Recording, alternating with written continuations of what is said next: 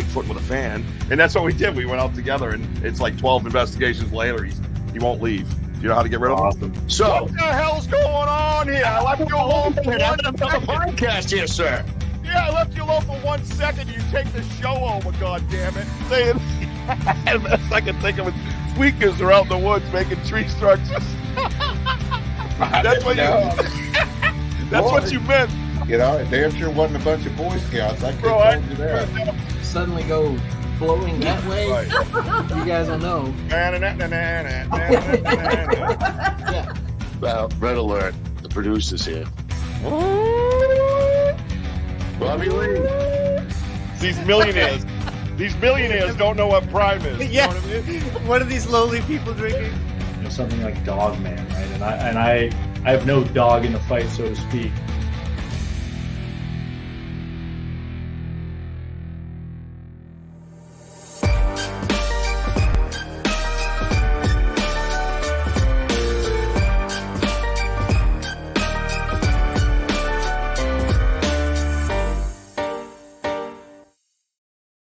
Hey, what's happening, everybody? I know I'm really up close tonight, aren't I? Whoa, scary.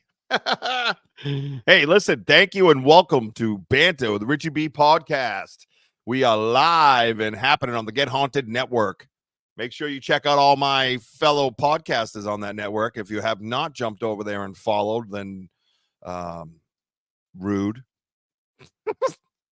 Hey, listen, I have a guest here tonight that I've been wanting to talk to for a long time.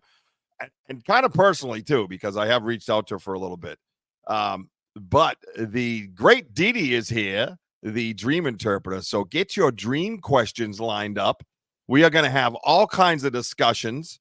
I can see Claude's over here all warmed up and ready to roll.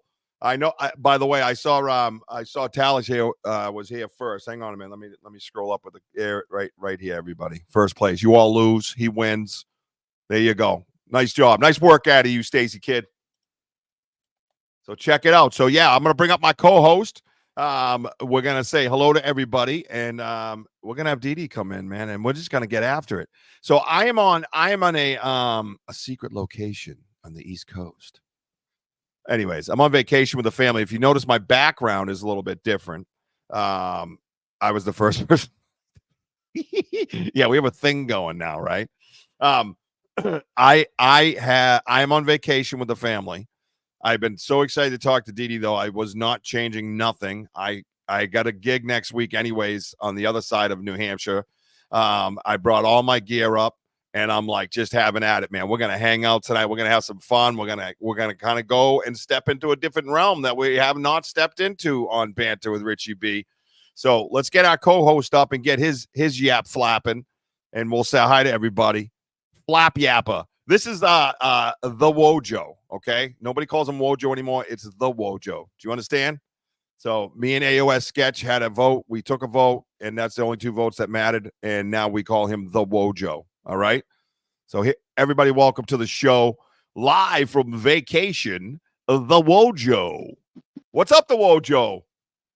What's up, everybody? How are y'all doing? How's your secret location treating you there, Richard?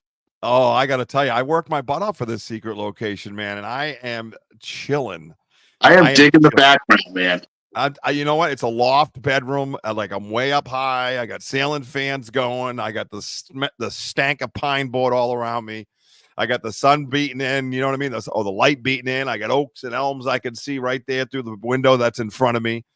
And yeah, I shut it down for a week, man. My body hurts. I busted butt to make sure my family come up here and have a great old time. I'm going to do some fishing. It's going to be hot. They got 3 little beaches here. And I'm talking, when I say beach, I'm talking lake beach. I don't do ocean. Don't ever ask. I'm not doing it. It's stupid. It's dumb. We know more about the moon than we do the ocean. Okay? So when we know more about the moon than we do something, then I'm not doing that something. Okay? So you can't make me. Not going to happen. I'm a big baby when it comes to the unknown like that. All right. So, hey, let's say hi to everybody. And then we're going to get DeeDee in here, dude. Can you believe DeeDee's here? I'm looking forward to for DeeDee. Excited, dude. Can't wait to meet her and ask so many questions. I know Claude, you said Claude's here. I can't wait for his questions. Don't start with that yet. All right. We don't have enough time for you just to start right with the Claude stuff. Okay. What's up, Claude? The very first time I was actually interviewed was on Paranormally Blonde, and DeeDee at the time was a co-host to that. And it was great. It was kind of fun because I think they were coming at me with the Bigfoot stuff, but I kind of opened up more about my sensitivities and my spirituality and, my son and all these other different things. It just kind of, I love when it's organic. Like, again, I don't do research, and now you're telling me you do some research when we're doing the giants and things like that. It's different. But when it comes about our guests, we like to keep it organic to where I don't know much. So when I ask a question, I'm giving a first time reaction. I'm not like, oh, I knew she was going to say that because I rehearsed it 10,000 times. No offense to anybody that does. My ADD does not allow for that type of play. Okay? Don't judge. All right, good. So, real quick, you want to bring DeeDee in to say hi to the guest tonight? Yeah, why don't we bring her on? Yeah, let's do that. Well, let's not let her sit in the background. DeeDee! You know what I mean? Everybody wants DeeDee in here, right? For the first flight. Here we go. Now I love my audience. As soon as I bring something up, they're all throwing out facts about the moon and shit. Save those for later. I love it, man. These guys are the best, dude. I'm over. Greatest audience. I'm telling you, love everybody on here. Thank you for being here. I'm over here reading, going, jeepers, coming at me hot. Everybody, welcome the Dream Interpreter, the Dream Interpreter, the DeeDee to the show. What's up, the DeeDee? Hi, guys. I dream of DeeDee.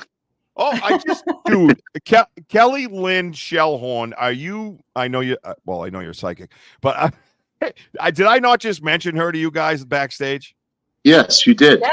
I just oh my God. her. Is this a dream?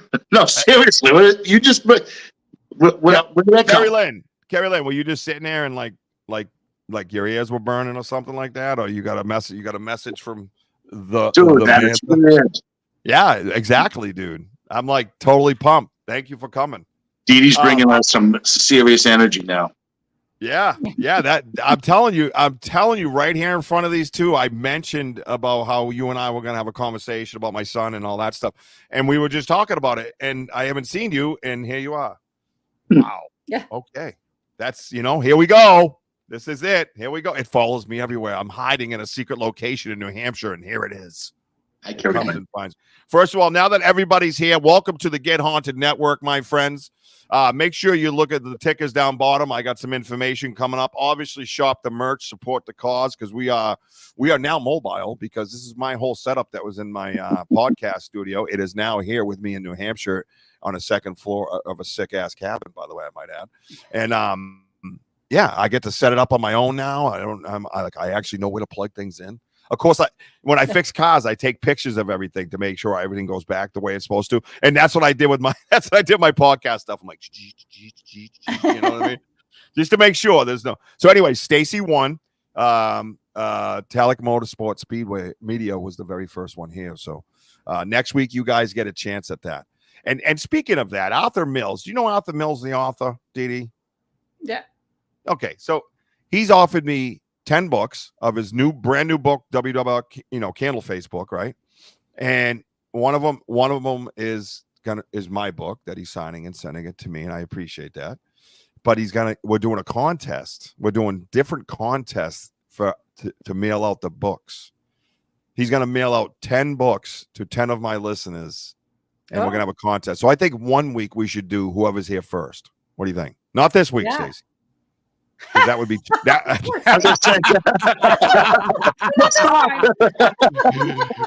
was yeah. You almost won something. Sorry. So no, Claude's here, and so we have a guest named Claude. I should have a Claude disclaimer for each episode, right? Claude brings it, right? Like, he has a lot of knowledge. He has a lot of ins and outs about certain things, and he just brings it. I used to have a recurrent dream of an invisible presence that instilled fear. I lost most battles. After studying, I understood that fear does not possess a physical appearance. Now we're going to talk. Don't go there yet, DeeDee. Claude will do that to you. We're going to save this comment, because I'm telling you right now, Claude will bring it. Yeah, he will. And here it is. His second. That's his first question. That's his first statement when he came in. Second is, ask yourself, what does fear look like? It's a failing. Once I grasped that, the dream stopped. Claude, have you ever learned to say, "Hi guys, how you doing? How's your day?" No. Claude, listen, Claude's at home already bringing stuff, man. Looking forward to this conference. No, we already are looking forward to it because you're here, bro. And Big Andy's here. Hey, Richie B, Wojo, and DeeDee. We all know the Big Andy. The Big Andy, right? Can't wait to see them. The Country Boy's here. Country boy. It's Bigfoot hunting time. Not yet, dude. I told you this was. I was the first person to like the video. That's what he says. And here's Damian Smith, live and happening, evening from Edinburgh, Scotland. That's right, ladies and gentlemen. We are worldwide. Yeah, it's funny because I actually have a 4% listener base in India. And then if you go to Spotify, when we upload my Spotify to recordings of it, 30% is from Japan. Oh. Yeah, listen, it's crazy. I don't know how I became international like this. Yep, Japan, Australia, India. Yeah. Oh, Australia. We had that gentleman from Australia. We were all talking with in the woods that time. Remember when we were? Oh yeah, bro. The Wojo is here. Yep. Hamden's is the life. I missed something. Is that something Scottish I don't know about? Please chime in. Thank you, sir. The mighty Mojo Wojo. Look at this. We're lucky we got your t-shirts coming. I mean, my shirts ain't never gonna sell. Everybody wants to talk about the Wojo. We know the moon is the reason for the motion of the ocean. Kind of don't want to touch that one, Stacy. Just saying. I remember a rhyme when I was a kid. Only took 69 years from first flight to moon landing. I don't know what that means. Jeez, there's a lot of moon stuff here. I told you that, bro. As soon as I mentioned something, they come at you hot. They're like, moon? Someone said moon? Well, I got something about the moon right here. I got it written on my palm from last Thursday. You're like, what the hell? And, of course, my friend, Carrie Lynn. Hi, Carrie. Lynn. Country Boy says, hello, DeeDee. Any Bigfoot sighting in your unnamed location? We're going to go with sighting. I don't think sighting. Vinyl This sighting. will make it happen, though. Yeah, listen, I've already got an event. I've already got an. I know you. I can't wait. I've already texted Alex Petikoff. I've already texted Crystal Panic, Mike Tinsley, Dave McCullough, right? Everybody that's up here knows anything about New Hampshire. I'm already in their DMs. I'm like, bro, listen to me, man. I'm on Lake Baxter. Have you heard anything about Lake Baxter? There's nothing. As far as right now goes. Hang on, let me get a live update with Crystal Panic. Are you okay, DeeDee, listening to the rambling of Bigfoot? Yeah, sure. It's interesting. Okay. All right, thank you. So I wrote, hello, Crystal. I'm headed to Rochester. I'm staying on Baxter Lake. Do you know of any reports in that area? I'm going to be there all week leading up to the event in Candia. Nice. Let me take a peek. How far are you looking at traveling? I said, well, around the lake. I said, I'm thinking, but I am on vacation with my family. And then I went, shh, emoji. I read, I can't help myself. I can't. So anyways, I got my dibs all up in there. Okay. All right, cool. So, all right, so that's where we're at. All right, so I am working on those things. I will let you know, Country Boy. I will be live. Keep that notification bell going. You know what's happening. Damien, I can fly, float, run like the wind. It's not about the thinking. You can. It's all, and you can in dreams. You can do all kinds, which means I can't die. No, not a. Funny you should mention that, Mr. Damian Smith. Our friend the Wojo had brought up something backstage that we are going to discuss. So let me get through these hellos so we can hurry up and discuss something that you brought up that was already kind of discussed. Everybody got that? Yeah. Okay, because I confused the shit out of myself. I was like, I tied myself in a knot. I'm like, where was I? Off the rails a little bit here and there, but you know what? Yeah. All right. Courtney Peterson's here. Hey, Courtney. The Courtney Peterson. Hello, the Courtney. The Queen. Courtney says, hi, everyone. Welcome. Please share and enjoy the show. And that's an order, bitches. No, just kidding. She didn't really say. Sorry, DeeDee. I forgot. DeeDee's here. I gotta be a little subdued. How's this? Is this better if I do Sarah? Would I hold the microphone and talk so? You gotta get the glasses though. All right. Anyways, that's enough for that. Welcome to the show. Like, Carrie Lynn, look at that comment. Yeah, you're in the right place. You know what's happening over here. Hi, Mary Newbert. I love you. All right, let's get going. Let's go back. It's better when Courtney says it. It is way better when Courtney says it. I know. I've already given her a microphone to say it. You know what I mean? You were not part of the crew then, though, sir. Let's back it up to what Claude talked about a little bit, DeeDee. Well, first of all, let me go 5 minutes into what's going on with DeeDee, okay? DeeDee, you're 7 years old. You live where? When I was 7 years old, I moved to California. At 7. Funny how we picked that age. All right, so you lived as a young girl, you mentioned, in New York, and you moved to California, right? Now, when do you have any kind of like psychic type premonition sensitivities, or is it just, let's ask that question first. As a young person, do you see dead people? No, not as a child. Well, not even now, but no. Okay, so there's nothing like that in a sense intertwined into where this all begins, right? So I don't think so. So what age is it that you get into I'm going to call it the philosophy of dreams? Is that fair? Yeah. Okay. Well, go ahead.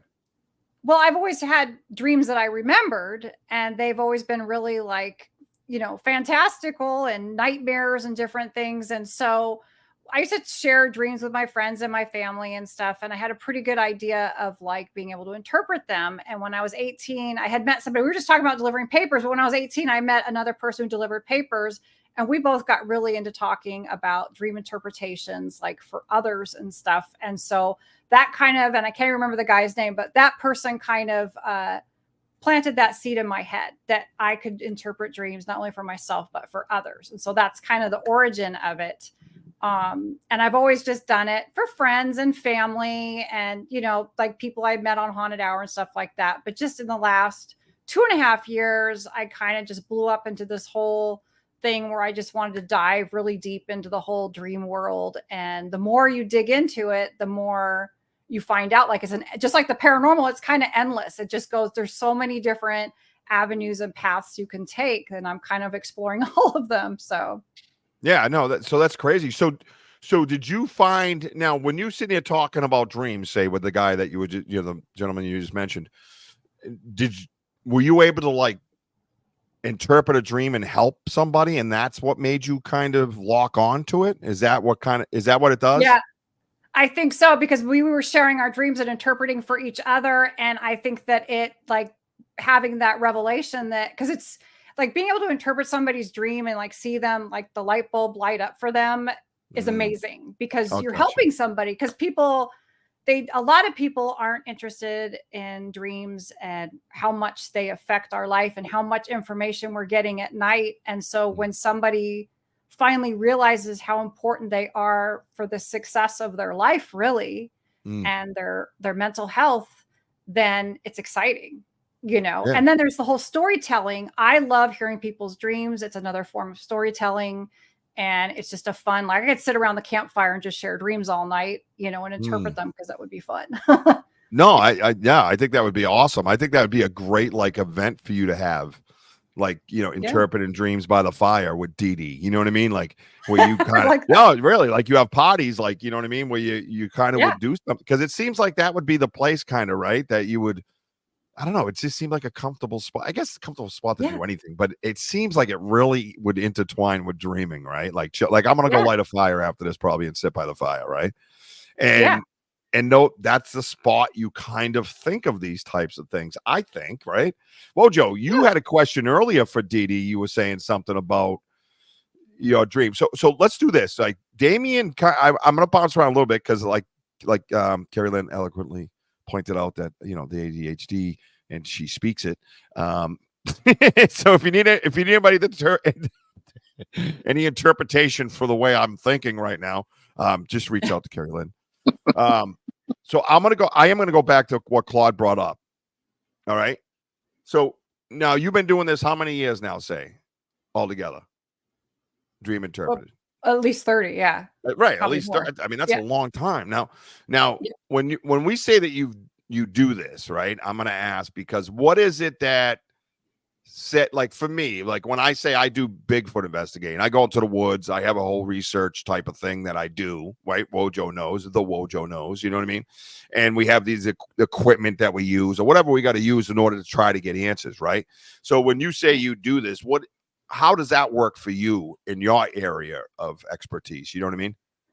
Yeah. Well, somebody shares their dream with me, and then I'll usually have I'll have a couple of questions of key things that I notice about the dream. And a lot of it is intuitive, but it's also me going through, I say math. You're figuring out the problem. And so between figuring out the math problem and using intuition, I'm able to figure out what it means, because it's all weird symbols. And so it can come out sounding really crazy. Like this one saying that he had a reoccurring dream about an invisible presence.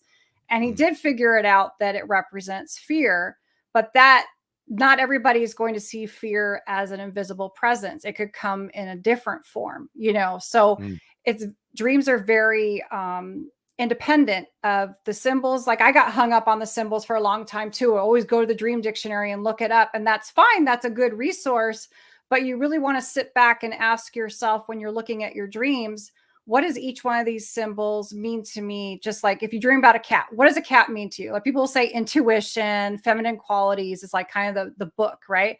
But what does a cat mean to you? Because for somebody, if they're afraid of cats, it could represent danger or fear or something they don't like, So you have to, that's where the question goes back and forth with me asking people questions, and I'll pick out usually three, the theme and the main characters, and I'll ask them, what about this? And it's kind of a process where sometimes I've even with talking to somebody, they have figured out, and some people don't even want to share when they realize they're like, oh yeah, okay, I know what this is, Yeah, right. Because it's very personal, Right.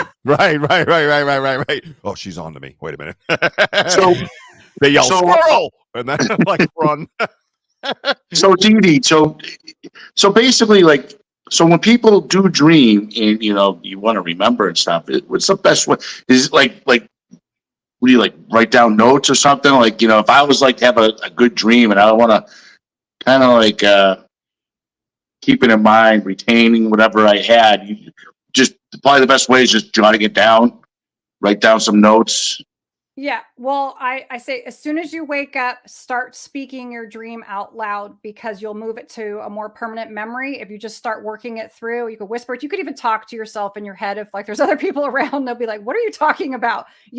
But you got to start running through it right away as much as you can, because if you get up and go to the bathroom and you have a thought, I got to go to work or whatever it is, you're going to lose it. Even I will lose the dreams if I don't keep it going in my mind usually. And so I even had a dream this morning where I started to remember just a little bit of it. And I kind of worked it through until I could sit down with a paper, or my phone. I started on my phone and I started typing it in. And as I was typing it in, then it's coming back to me because I started the process, and now it's like a memory. And I always say, don't think of it as a dream. Think of it as a memory. You were there, you were having that experience, and it helps you remember it, because now your brain is saying, oh, I remember this, and it's pulling it back as a memory instead of it just being a dream, like it's something separate from you. You know what I'm saying? Right. That really helps. Because something like my folks passed away, and I'm still very close. I mean, very attached to them. And I do miss them. And sometimes I do have these dreams that I was with my mother and father. And, you're just dreaming I used to go up to a campsite up in Maine. It's called Point Sebago, and they would take us there. We were going there for 40 years, and we had such great times. But then when you have dreams, and you get your mother and father, everything's laughter and whatever, and then it's I remember they were saying goodbye because and I was just no, don't leave.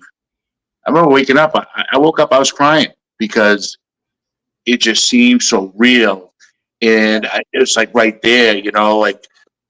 The physical. I mean, the hugs and the dreams and everything. You wake up, it's yeah, reality. Well, yeah, but it's just basically you may as time goes by, we think we're over things, and we're not. And so it starts off as a pleasant dream, but at some point your mind is all, yeah, but they're not, they are gone. And I do have to say goodbye. And it's letting you have to let those emotions, whatever they are, go so that you can, be okay with it, and you can still have memories and stuff, but you don't want to hold on to like the mourning process of having to Right. say goodbye, Right. But the I dreams like are so somebody- beautiful to have, Yeah. I mean, I guess it gives you good. Well, it kind of consoles me too that I can still have these dreams, but yeah, you're gonna miss those times, but they're still in my heart. And you know what? Yeah, I have 4 other brothers, and thank God I have a great relationship with them. And when our parents left, I was like 48, and this is a wake up call at 48. This is where you have to grow up because there's no referee, you can't put your head on their shoulders. There's no, they're not there for you. You gotta grow up on your own now, and it's up to you. Yeah. But, so you lose like a sense of security too. Yeah. And it could actually be that that's what you're mourning. See, it could be that it may not just be the loss of them, but it could be the loss of what they gave you, and it could be that sense of security. Mm. Yeah, and it upsets the flow of what we know, right?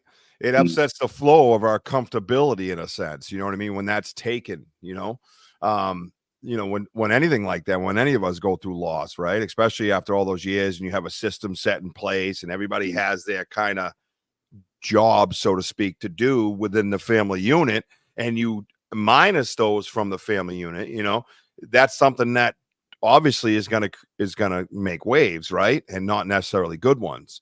And a good comparison that is like losing my son Jack. Well, Jack wasn't here for 48 years. He I don't have that. He didn't have that place. You know what I mean? But for me, what happened was it was the emotion and all feelings, all energy, right? And the emotion and the energy that I was having vibing through life, right? Bang, gets jolted. And then that sends that ripple effect through the family unit as well. So, and that's one of the points that you brought up. Now, Damien said something about being able to fly around his dreams base. I'm just going to do a synopsis of it because I got a lot of comments to get to. But fly around his dreams and not because he can't die, right? Now, I used to have dreams when I was a kid that I could literally fly, and they were reoccurring dreams of me flying around my neighborhood that I knew so well, and looking down, I'm like, these guys don't know that I can fly. And I truly believed that I could fly. You know what I mean? And I truly felt that. But with what Damien said, now Wojo said backstage that he had a dream, and we'll get to this in a minute, Claude, that he did die in his dream, and he can remember dying in his dream. Now that I've never heard of, right? No, is that so? So, like, what Damien was saying is, I think I must have watched maybe before I went to bed, maybe like Superman. I think it was Superman. Yeah. And, when I was like flying, I was like saving people and what have you. And then it was that one moment where I got shot. What? And I'm looking down, and it I know it sounds strange, folks, but like during my dream, I felt like I had feeling, and I was like, oh, I was going to die. And I did die. And I woke up and I shot right up like, did I just die? Yeah. And then I was like, what the fuck just happened? Excuse my language, but I was scared. And it was a big jolt of emotion that just came out of me, of that feeling. Like, and I'm sitting there, checking out my chest here. But yeah, it was just like, I guess watching movies, you think that like, you're Superman, you're flying, you can do backflips, you can do all sorts of stuff. And then all of a sudden, as the dream went on, vulnerability kicked in, and I got shot. I never even heard of that. I've never heard of that. Have you heard of this, DeeDee? I mean, I've had dreams where I've died, several. What? And they're Really? different, so I can only die once, as far as I know. No, you're the DeeDee. Stop this. Yeah. No, so you've heard of? See, I've never heard of.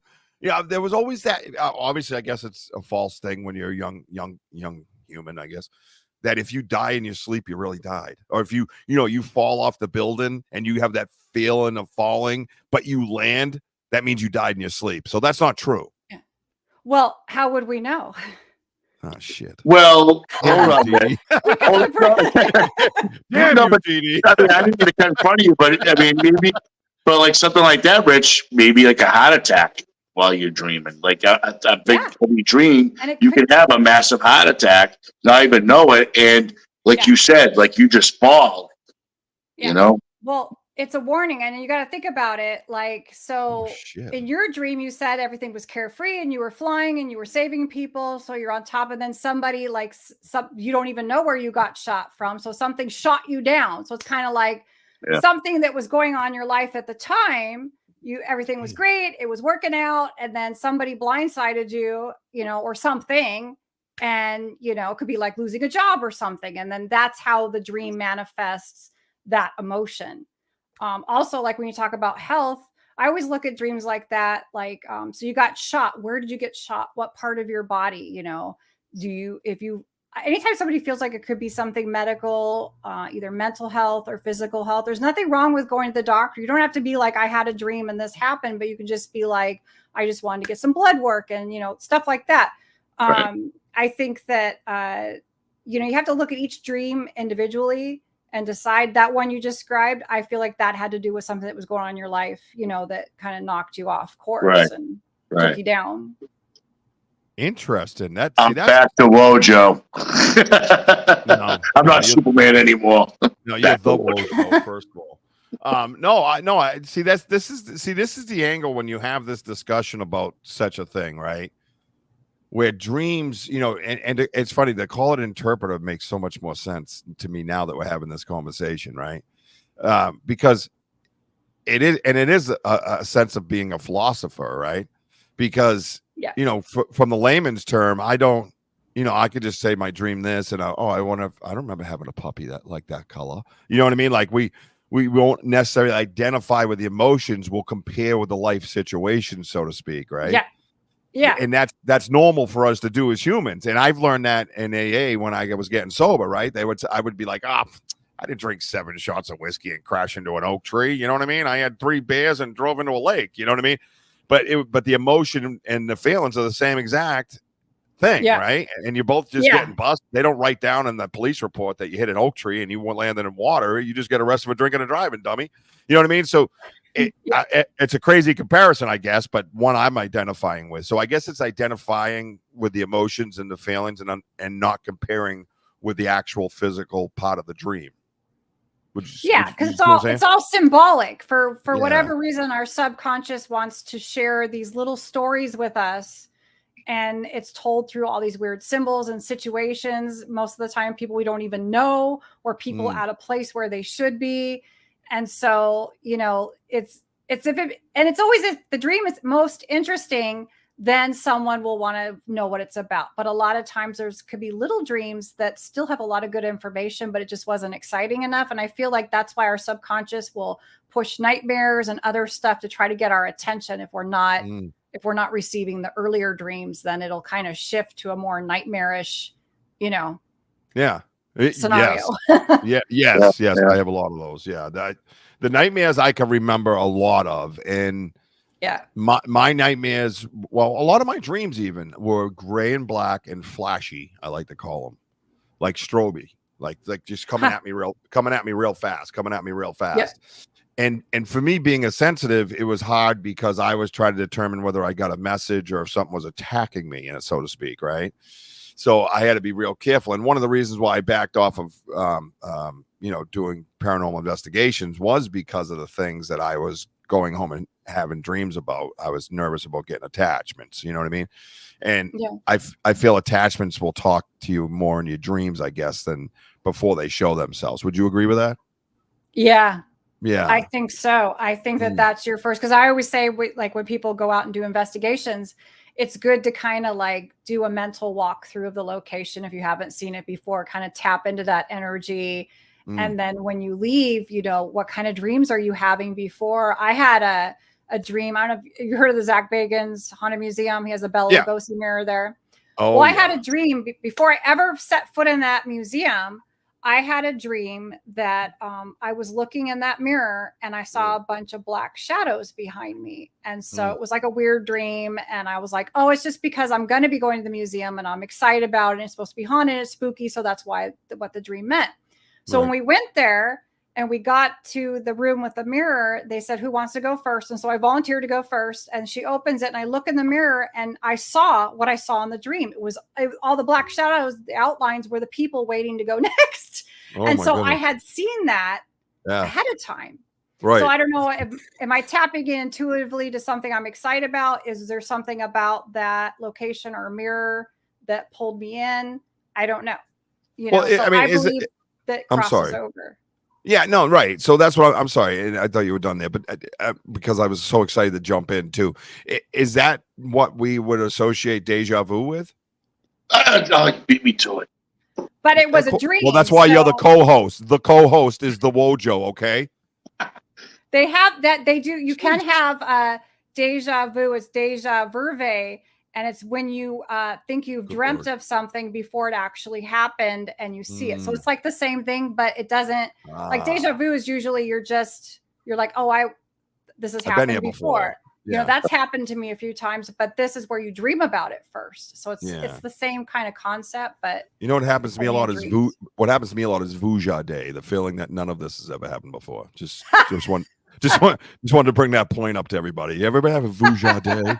I like that. You're welcome. That's you can have it. Pretty cool. I don't even have a copyright on it. You can have it. It's just my brain.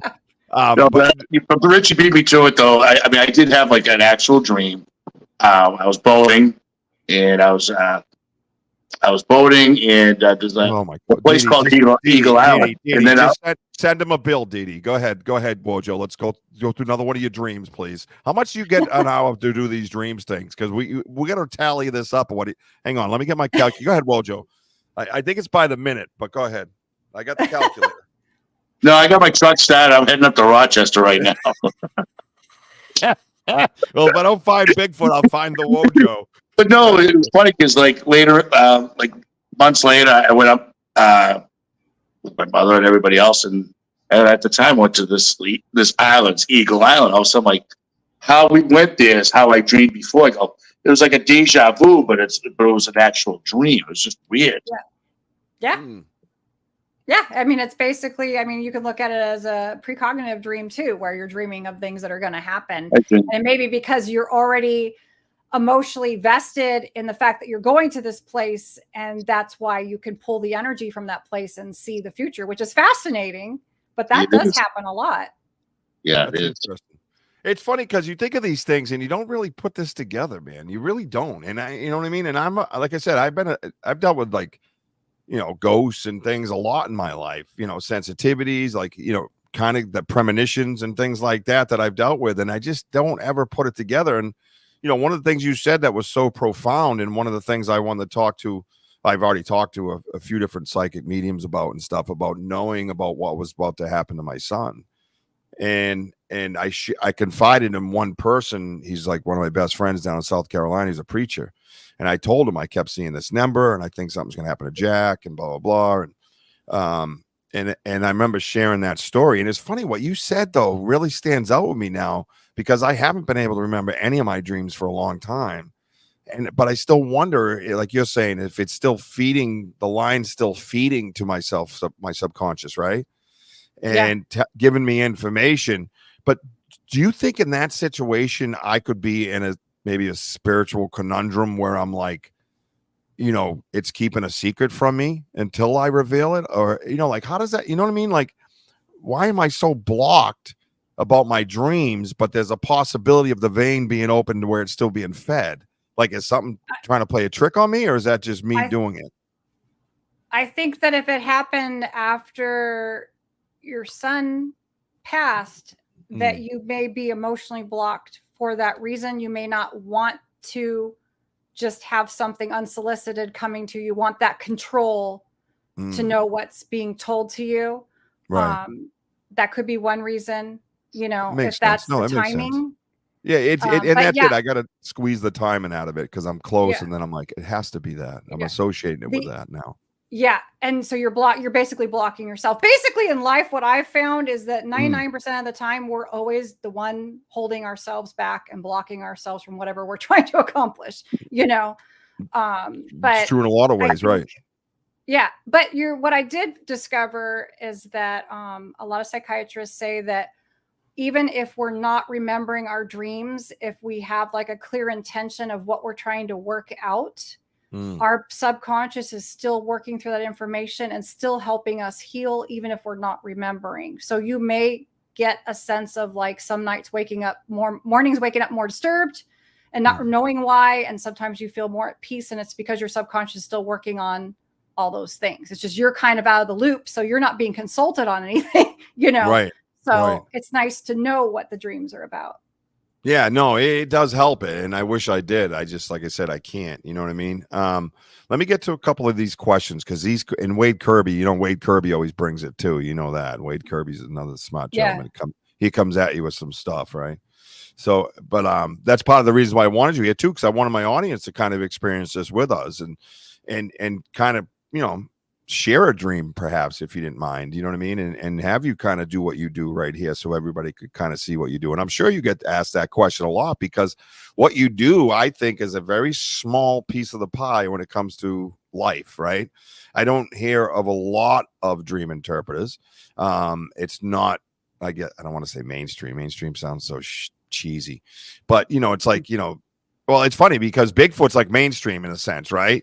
But then I get into the Bigfoot world and I tell people, oh, have you ever heard of this guy? And that, the mainstream people are like, no, who the hell's that? And I'm like, never mind. He's like the biggest dude on YouTube. He was on my show and nobody cares. You know what I mean? Like, so it's not as mainstream to the world as it is to us in a sense. But dream interpretation is definitely, I think, it's quite unique. That's just what I'm saying. Very unique. There are a lot of dream interpreters out there. See, that's what I'm saying, though, right? And I'm saying there's a lot of Bigfoot people out there, but you can't go out into the world and say, yeah, do you know Alex Petikoff? And they're like, people are like, no. I've had anybody say yes, they know who he is. And I'm like, dude, he was on my show. He's like a big freaking deal in the Bigfoot world. I'm just a little dude. It's a big thing. Cheer for me. Nothing. Yeah. No, that's true. I mean, you can't know everybody, and some people are interested in something like Bigfoot, but they don't know the people who are working in the field. Same thing with, ghosts. I talked to lots of people, about the paranormal, and if you mention, and I know a lot of people don't like him, but if you mention Zach Bagans, he should be well known, and people have no idea who that even is. So, I mean, understood, right? It's whatever people focus on, even though there's like a whole field that they enjoy, that's only what they focus on, they're going to know. Right. And I guess I just feel like I know a lot of things because I've been in the paranormal world. I'm in the cryptid world now. You know what I mean? I'm all these different things. And I'm like, and I'm not, trust me, I'm not like half these guys I watch. Like for instance, a Wade Kirby has a lot of knowledge about a lot of areas when it comes to this type of stuff. And Claude and Damien, all these people that you're going to find these questions are about to get thrown at you, know a lot more than I do. I'm just saying. But to know, if I could count on one hand how many dream interpreters I know. Oh, yeah. You know what I mean? So I just think it's really cool and exciting. Let me just ask this, bring it up because Wade's been waiting with this question or statement for a while. DeeDee, what is your opinion of bringing back information during the astral projection versus a session of remote viewing? Is one in a subsleep state versus a subconscious state? What would be a defining description of the difference? Is that what he's looking for? The defining description of the difference of the two, maybe? I guess so. I think remote viewing is you're getting a download of information that's out there. Astral projection, you're seeking out a space, or I guess there's an astral plane. I have felt like I've astral projected, but not on purpose. Right. And then, so the subsleep state versus subconscious state.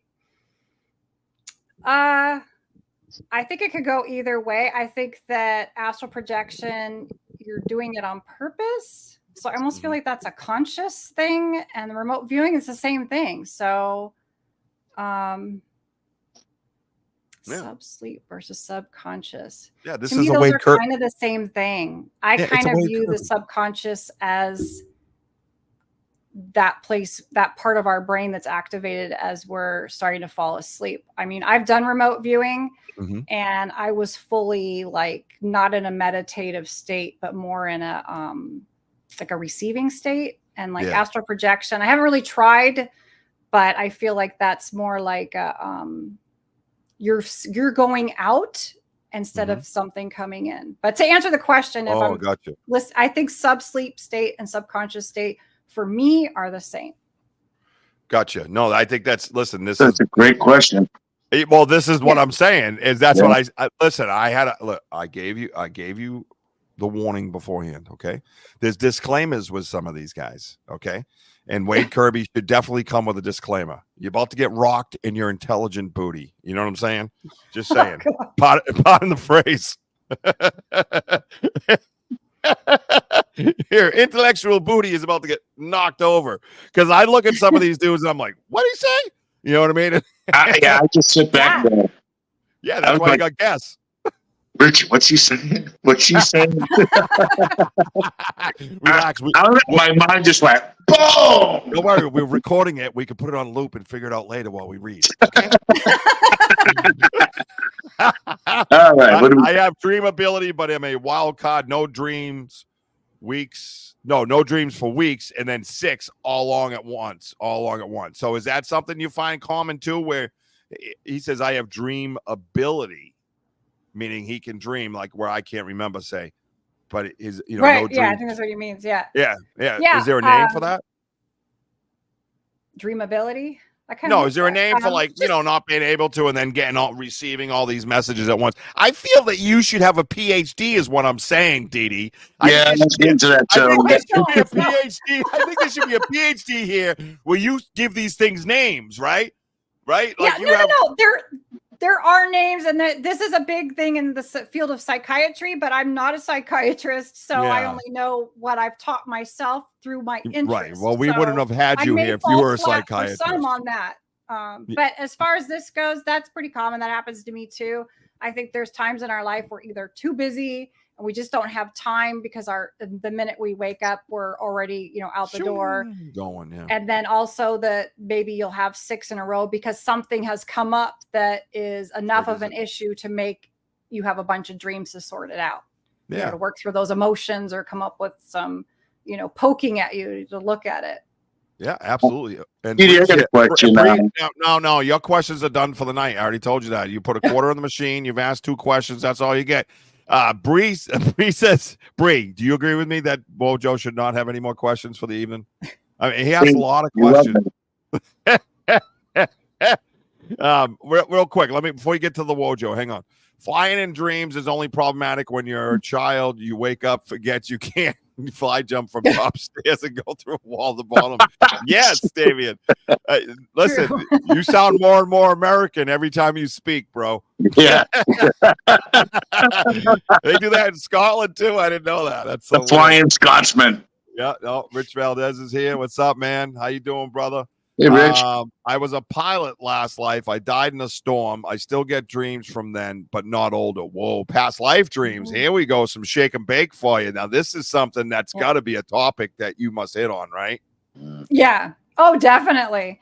Yeah, I've had dreams myself that are from Victorian times and then like the 1600s. Yeah. I even have stuff that goes back to, I think that, and it's interesting because I had a repetitive dream and it kind of like was in a series.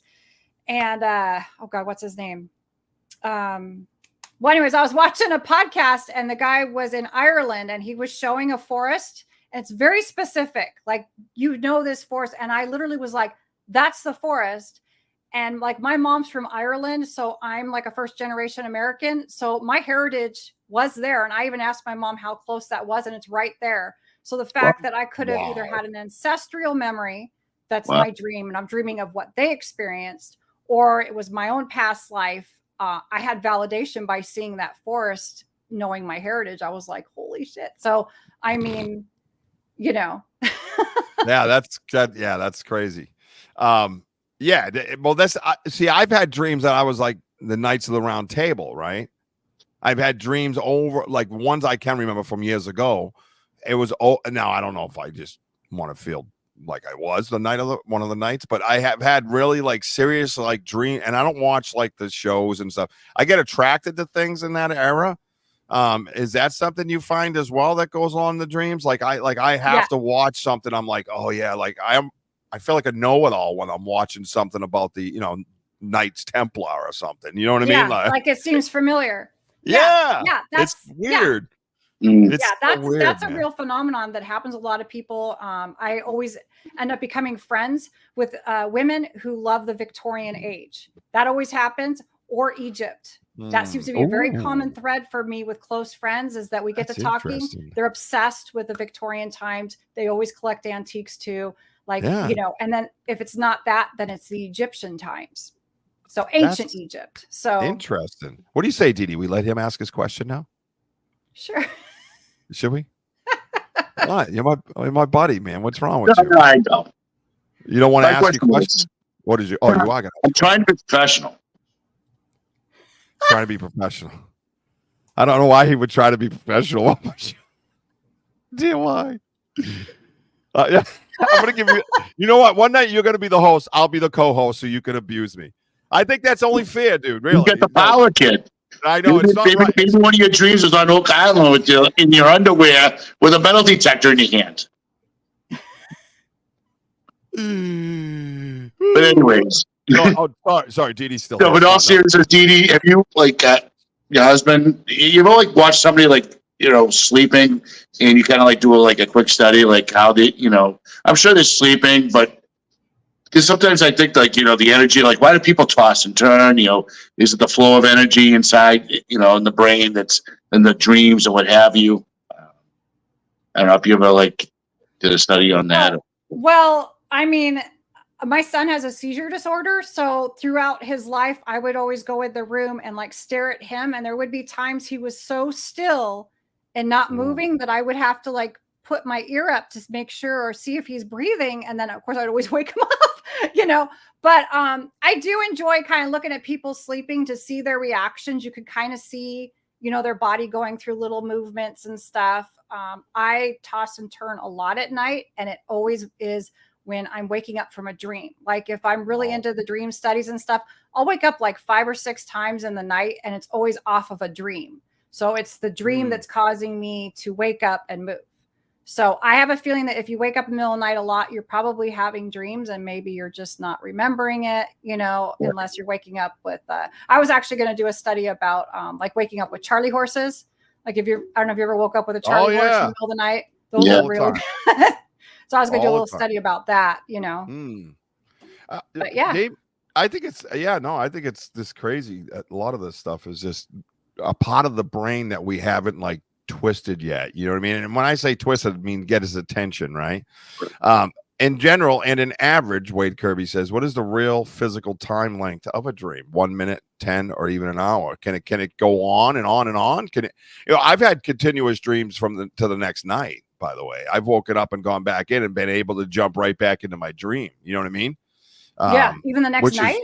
Even the next night. I remember I did that one. I did it a bunch of times growing up. Well, this is what I'm saying though. This is before I realized I was more of a sensitive in a sense.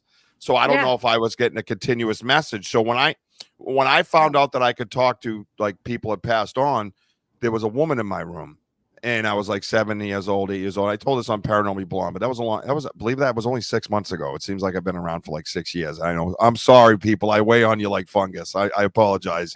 I'm a microbial, slowly grow. But she was in my room, and then the next night she was back in my room standing in the same spot she was the previous night, and this went 3 nights in a row. And the third night she walked over and sat down with me and rubbed my head and said, Richard, everything's going to be okay. Well, my dreams have seemed to occur like that as well. And then I started wondering if maybe they weren't dreams, if they were a continuation of the psychic ability or the sensitive ability. You know what I mean? I think so, because when people, psychics do tend to, receive messages and talk with spirits in their dreams too. I've talked to lots of psychics that happens for them. So that may be separate from your dreaming process. That may be where you're interacting with spirits, Right. Yeah, that's right. Yeah, I always wanted that, it was weird. Yeah. So weird, waking up, and going back into a dream. Mm. Like I always tell people, if you have a nightmare, like you wake up from this really bad nightmare and you definitely don't want to go back into that nightmare, because nightmares, it seems like that happens a lot. You're having a nightmare, you kind of like go back to sleep, you go right back in it, right? So you always want to get up and like totally change position, like sit up for a minute or two, like clear your head, reset. It's just the act of changing position can help you like lose that dream. Oh, so like if you wake up middle of the night, you have a dream that you like, but you moved around, you might lose it. Especially so that's what I've noticed is if I don't get up in the middle of the night and write down each single dream I have, I will only remember the last one I had when I wake up in the morning, even though, because I'll get lazy. I'll be like, how many times can I get up in the middle of the night? You know, but so if I have a dream at like 3 and I'm like, oh, I'm definitely going to remember this. And then I'll wake up with another dream and I'm like, yeah, I totally forgot the other one. The other one's gone. You know, yeah. See, I've never been able to get back into that dream where I was kissing Bo Derek on the beach when I was 13. When I was 13, never. I go back in and it's like just something totally different. I'm like, damn it. She liked me. And then you found out it was Kathy Bates. Yeah, that's my luck. But in general, in an average, so answer his question. Sorry, Wade. ADHD. Yeah, we went in and see, I'll go off on a tangent too. You have to keep let's go. I'm just like that too. I love it. It can be like seconds. Like you could have a dream that seems like it was really long. And I know this from taking naps. I'll like fall asleep in the middle of the day, tired because I'm getting up all night doing my dreams. And I'll sleep for like maybe 10 minutes, 5 or 10 minutes. And I will have had a really long dream that felt like it was an hour or two. And then I look at the clock and it was like 5 minutes. So time is different in dreams. I don't know that from what I've read, dreams can last a few minutes or they could last longer, but you're cycling through the different stages of sleep every, I don't know if it's hour or whatever it is. I should know that, but you're not just staying in a dream. You're going through the 4 stages of sleep over and over again all night long. So you're having a dream, then you kind of leave that, you go back through it, and then you're having another dream. So I don't think it would go that long, maybe an hour, but I don't even think we dream that long, to be honest. Yeah, yeah. And Damien brought up something saying, I guess the average is 15 to 20 minutes. Yeah. Average time is 15 to 20 minutes remembering time. Right. So I see what he's saying. So if you're remembering time on average of 15 to 20 minutes, right? Maybe your dreams are longer, but that's what you're going to remember. So therefore, I guess your dreams aren't longer, right? Because that's what you're remembering. Yeah. No, I think that like I said, I think the time is just, time isn't a thing when you're dreaming, just like everything else. Everything is just kind of. Yeah, that's quite brilliant, actually. Yes. I think that makes sense, right? What is time when you're dreaming? Yeah. Doesn't seem to exist. But how many times can you have the same dream? I mean, I had 2 of the same dream, like perfectly 2 days in a row.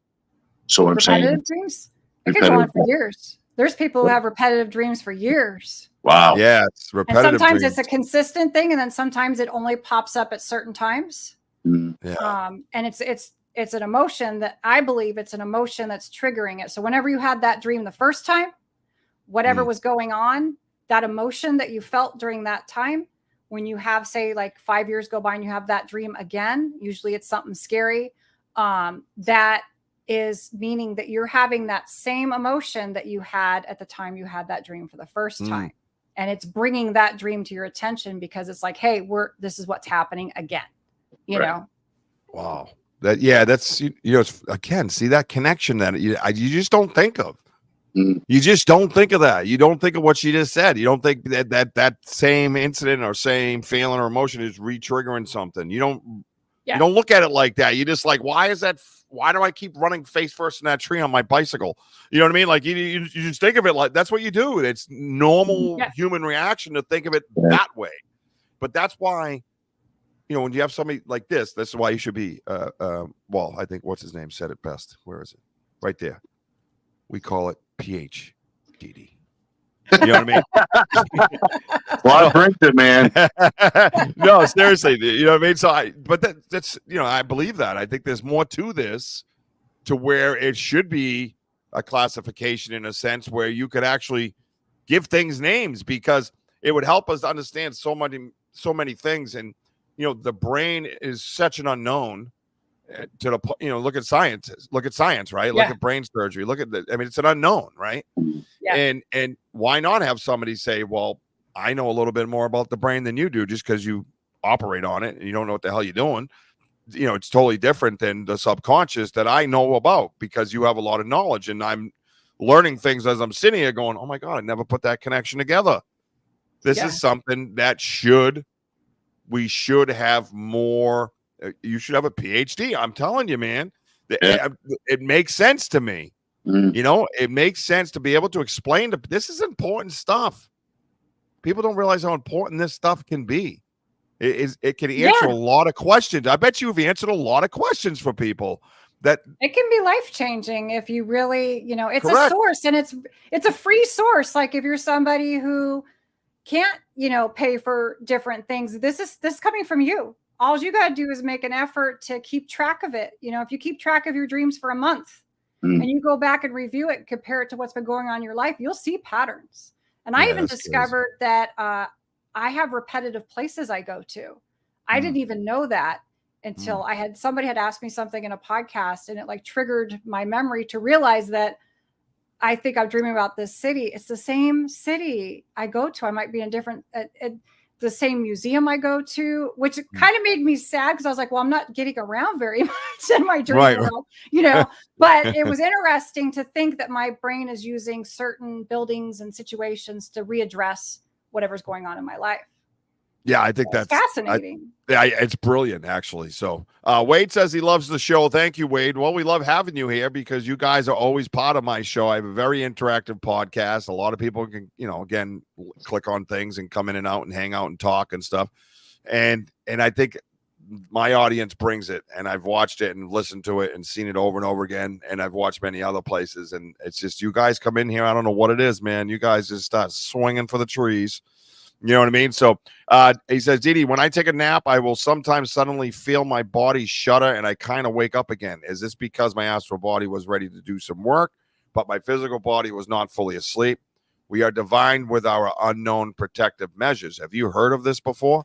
Buffet topic. Well, it's kind of like, they call it like a hypnic jerk, where you suddenly like you're falling asleep and then something triggers you. And I just did a video about that, but basically, and it's kind of like the sense of falling and that, or you jerk awake really quick. And it's just, it's a mechanism in our body that we think we're in danger for some reason. So there could have been like an outside noise or something going on, something triggered, like, am I supposed to be asleep? You're like that kind of a thing.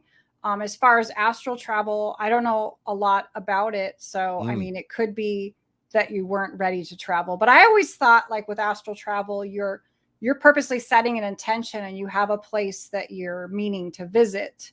So I don't know. I mean, if he's doing that and then he just wakes up, then that makes sense that he's just, his body was like, whoa. Yeah. I'm not here yet, bro. You know what I mean? Like, no. Yeah, no. I see. Unfortunately, I don't get the pleasure of having that. I have 6 kids, so I and a 4 and a 1-year-old, and there's nothing astral about it. It's just an elbow drop. Time to get up. You know what I mean? Claude, hi, Claude. Is it possible to enter someone else's dream? Well, have you ever heard of that? We did. Yeah, I have heard of that. And we did a study I did a small study. I had like 12 people, and it didn't seem like people entered each other's dreams, but they got information about what was going on with the other person. There was one girl that was dreaming, and she was seeing like cards float into the room, and they were all coming from one side. And then there was one card that came from the other. And so everybody was sending me their dreams, and I was trying to match them up. And the other gal who was trying to dream, she couldn't dream. And it was because she had a horrible headache on one side of her head for 3 days. And then it moved to the other side of her head, and then it was gone. And I thought that really matched up really well, that they were picking up on each other. So they weren't necessarily in each other's dream. But I have seen studies where there was 2 doctors, and they each had a dream. They hadn't talked to each other in a year. They're both into dreams and stuff like that. But they each had a dream that they were digging on an archaeological site.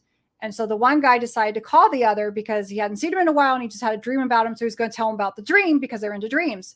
And he said, I had a dream about you last night. And the other guy's like, wait. And they're all, let's just share little bits and see if we put it together. Yeah. And it was so similar that they like wrote a whole paper about it. And so they had, out of the blue, they had a dream about each other. And like my parents have done that. They've sent me their dreams for interpretation and they had the same dream. That's bonkers. I don't know. And they've been together for like 56 years. No, let's wait. I'm 50. I'm going to be 55. They've been together like 59 years. And so it's like, I don't know if it's because you're close to somebody that you just bleed into each other's dreams, maybe. And if you're not somebody who shares your dreams all the time with others, you may be dreaming about others and they don't pick up the phone to say, hey, I had a dream about you. I mean, how many times when you dream about a friend or something, do you call them and say, I had a dream about you? Because it could get weird, so you don't, right? But maybe they had a dream about you too, and you just didn't share. Yeah, right. No, obviously, maybe it's more common than we actually know because people don't share. And that it's like anything else. Like like to bring it back to the Bigfoot world. If we don't report it, there's no reports. Right. So that's where I am. That's what I'm dealing with here in New Hampshire is that people don't want to report it because they're afraid of whatever. But that means there's no Bigfoots because I got no reports to go on. So it's the same thing. If you don't share it, right, and you're not going to know. Think about all the times that you dream about people you don't even know, right? There's these strangers in your dream. What if those are all other people that are dreaming also, but you don't know each other? You're intersecting in this dream world, but there's no way for anybody to realize that. I've wondered that because I've seen repeat people I knew that was in my dreams that I don't know. And I'm like, are these other dreamers? And I mean, you would need a huge database to figure that out where everybody puts in their dream. Even I think AI could do that. Everyone puts in their dream for a week into this database and see if they can match them up. Wow. That's great. I knew you were going there. I'm going, oh shit, she's not going to go here. No way. Could you imagine this? I did a lot of psychedelics back in the 80s, man. I think that anything is freaking possible. Trust me. Can you imagine that? And they actually say like say for instance, Aaron Rodgers or whatever takes lots of like microdot or something like that to open up his mind and his brain waves like that. Yeah. I bet you that would be so possible. Like you're dreaming about things that, oh my God, you don't even realize that someone else is dreaming about it. Oh my God, that's mind blowing. Yeah. And it's so possible. It's a different realm. Would you agree that maybe dreams are a completely different realm? Yeah, absolutely. I mean, that's kind of what you're saying, isn't it? Yeah, totally. And I mean, it's if you go with the whole collective consciousness, why wouldn't we all be interacting with each other? How are we getting information about the future and stuff, right? Because somebody knows, and it's coming from that collective consciousness. That's so hard to grasp. You know what I mean? I shouldn't say it's hard to grasp. I'm going to kind of make a rhyme. It's very vast to grasp that theory. Like it's so big and endless, like a face in a mirror, right? Just endless. That the possibilities and thoughts of that are so mind blowing that you can look into it forever. Like that's, I think it's so plausible. It could actually be. That's so mind blowing. Cass has something here that's somewhat, I don't know if it's mind blowing, but maybe it is. I don't know. Everything in this stuff is blowing my mind right now. Is dream interpretation different for lucid dreaming? I think it would be different in the fact that if you're able to lucid dream and you're working through a situation and maybe you're setting dream intentions. And so, I mean, basically with lucid dreaming, you are purposely interacting with the dream, but you're conscious that you're asleep and that you are interacting within a dream world. So you could literally like ask questions of, like you're supposed to be able to manifest, like you could say, universe, can you come down here and talk to me? And you should be able to manifest them in the dream and ask questions. So it would be a completely different approach. It would be like while you're dreaming, you're doing your analysis, right? Because you're in control of the dream. This is mind blowing, right, bro? Well, I want to end your rhyme. I'm having a blast because it's vast. It's get it. Sorry about that, DeeDee. I love you, bro. I love you. I would have a dream of going out to Rochester. I can tell when you're having fun. That's good. I'm I'll glad tell you're you, having fun. DeeDee, you are so beyond interesting, and it's like I actually listened to your podcast with Kat Watson down in Alabama, and that was like a really good session that I listened to. And when you talk about grounded, or is it retaining, or you mentioned something about being grounded. You know what? When you're kind of like floating in the air, and you should just stay grounded. Explain to the audience about that. Being grounded in dreams or in life? In dreams, yeah. In dreams, well, I mean, if you're going into your dream focused on like trying to solve a problem, then you want to be like very purposeful about what you're doing, and you do want to kind of ground yourself, because I always like to call it, and this is not a technical term, but I see like free dreaming is kind of like you just go to sleep. You're not thinking about what you're going to dream about. It doesn't matter, not on your mind. So your mind is going to go ahead and do whatever it wants with the dreams. But if you go in with a dream intention, say, I want to learn how to, make more money. Let's just say we're doing that. And so you will set the intention before you go to bed. And part of that, like if you're meditating and stuff, you should ground yourself so that you're, kind of focused, you're hyper focused on what you want to learn about, so that it doesn't go off into other topics. And then you confuse, like, oh, it's telling me I should buy giraffes, to make money. And because it wasn't actually about making money, it was just a dream, because maybe you weren't grounded. Yeah. That's how I perceive it. No, I think that's a great question. I think it's a great answer too, because it's, again, another angle you just don't put this together. Yeah, no, it's brilliant. I think the whole subject is way more than I even thought. Could imagine, right? It's the energy in this podcast. It's unbelievable. No, it's a lot of fun. I love it. Arthur Mills, my man, what's up, brother? I was mentioning this backstage. Arthur Mills has been so gracious, to offer 10 of his books to my listeners, to my audience members. We're gonna have a contest to win them. All right, because I'd rather have a lot of fun than just give them to people. Anyway, so we are gonna have that starting up soon. I gotta get the parameters set up. But Arthur, thank you for that. For everybody, he has a new book out, and he has a site, www.candleface.com. A lot to do with dreams. I'm sure DeeDee must have talked with Arthur at some point. Absolutely mind-blowing story. His story is nuts, like just crazy. Isn't it crazy, DeeDee? I mean, yeah, I watched Paranormal Blonde. Yeah, I watched that too with Robin Sarah. I had to change it. I had to change it because I want to have Arthur on the show, and I don't study any of my guests, and I want everything to be organic. So anyways, thank you for that, Arthur. I will give you my address so you can send my personally autographed one to my address. And then what we're going to do is we're going to do a contest, different variation. We'll do 10 different little contests, say, right? And then if you're comfortable with it, Arthur is going to send it out to you. At that point, if more comfortable with me, then I'll send it out to you, whatever you feel comfortable with. So we want you to feel comfortable. But anyways, what a great gesture that is from Arthur Mills. Make sure you check him out, look him up, follow him wherever he is, buy his book, please. www.candleface.com is a whole different subject besides it's not a different subject than the book, but you'll see what I mean if you go on the www.candleface.com. Anyways, Arthur says, many years ago, I had a dream I was in a chili contest. The same night, my wife dreamt that she was in a cooking contest where I put too much salt in the chili. Let me guess, Arthur, she lost the contest and it's your fault.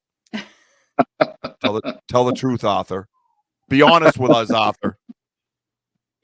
So is that something that you might have heard of before? Like something like that? Yeah. I mean, to me, they're the same night. They're dreaming about the same topic. Yeah. That's interesting. So I wonder, what did the chili represent to them? Were they actually going to be in some kind of a, cooking thing? Or is it referencing like where she's saying, he said she was in a cooking contest where I put too much salt in the chili. So if that's not a typo, it's almost like he was having a dream, making chili and everything's great, but then she was going to do it and then he messed it up. So it could be something like that too, and they're both going to bed thinking about the same whatever the issue was. Incident, right? right? Say incident Yeah. or issue. Yeah, right. Incident. And then yeah, we'll call it an incident. Yeah, and then it draws a line to where it connects the dots for you subconsciously. Yeah. And I think that's interesting. I like that with people, couples or families where they're dreaming about the same topic, because it's still like a collective conscious, maybe only between them, but it's a connection, energetic connection. Yeah, I think it's kick ass. And something else that goes along with that from the family of the Wojo. This is his brother, Matt. He is a twin. And I think it's a good topic to have as well as far as dreams go. I mean, I imagine twins have a lot of it in common within their dreams. He shares dreams with his twin a lot, and the 3 days straight. Well, Matt, could you just slow down and type, please? Sometimes trying to read your brother's typing is not easy, dude. Not easy. My twin brothers are a nightmare, so please, you don't have to explain. I love him. I haven't met your other twin, his twin, but love him, man. Love this dude. I love him, but you can tell he gets a little bit ahead of himself. So I'm like trying to read him. I share dreams with my twin a lot, and the 3 days straight of a tornado we had together was what helped us prepare for the tornado. We were all right. So there's a story behind this all, right? They were literally in a tornado. So he's saying leading up to that event, they were dreaming of the tornado, both of them, which they were ended up in. Deja vu, Vujade, feeling that none of this ever happened before, which I remembered how to get us out of it alive. Like it helped, the dream helped him prepare to live. Right. Yeah. And that's alive. why another reason to keep track of your dreams and not just be like, oh, it's just a dream, No, it's like a future. Like that happens a lot. Yeah. It's just incredible to have those type of dreams to foresee. It's like foreseeing the future, Yeah. It is. It's somewhere. It's to my point where I say this should be more important than, and more mainstream than it is. Because here's somebody telling you it saved their life. That ain't the only freaking incident that has happened. Come on, man. Right. Yeah. If you learn how to use it, it's a freaking superpower, damn it. You know what I mean? It really is. It is. And I've got plenty of those, so I don't need another one, but thank you anyways, DeeDee. But anyways, it's just like it's just mind blowing hearing these stories, and it's something that isn't utilized enough. I'm sorry, too late. Sorry, I already made him okay. I try to utilize creative visualization. I'm copying you now. I tried to be more intelligent. I failed. That was a dream of mine. The IQ of this show was just revealed in front of all you guys. You know what I mean? Hang on. Now, DeeDee, over to you. Could you please read this out loud for us? Thank you. Visualization. I can't see my screen. Read that. Back to Bob. And then Jim. That's right, Jim. To utilize creative visualization, lucid dreaming for trauma victims. Yeah.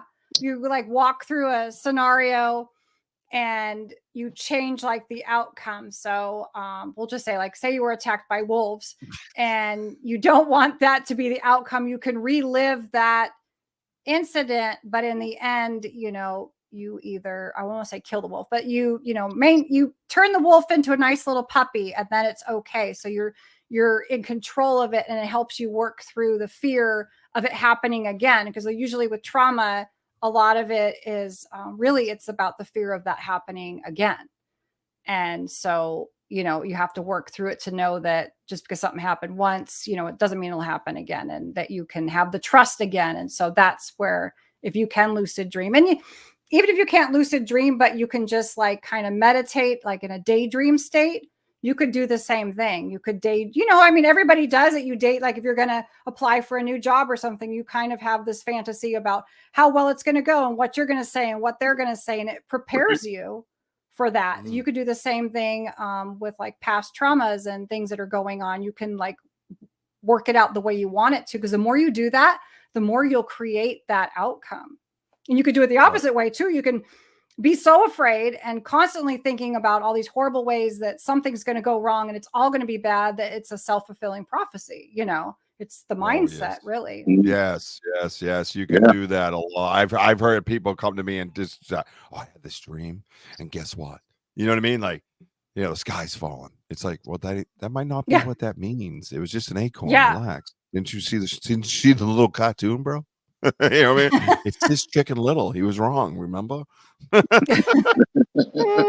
No, they get like that with dreams. People get like this with dreams, man. They're nuts. Oh, I know. Because they're uninformed. They don't know. They don't have the knowledge. I don't have the knowledge. That's why I said. But I do know one thing. I have not remembered a dream in a very long time, and we're gonna work drives on me. that, Yes, please, because it drives me absolutely crazy. Can you hear my dog in the background? Toby, mama's up. Mama's outside. All right, I just saw my 13-year-old run by the window, come to save me. He's mad because he's inside. We're in a strange place, so my dog is inside because there's lions, tigers, and bears on my outside, so we want to be careful with them.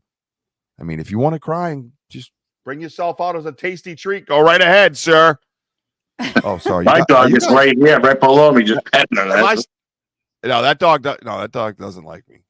I don't know what it is. He likes me, but he doesn't. Like, all of a sudden, I'm up on the couch. He comes up. He's like, he's like one of those little ankle dudes. You know what I mean?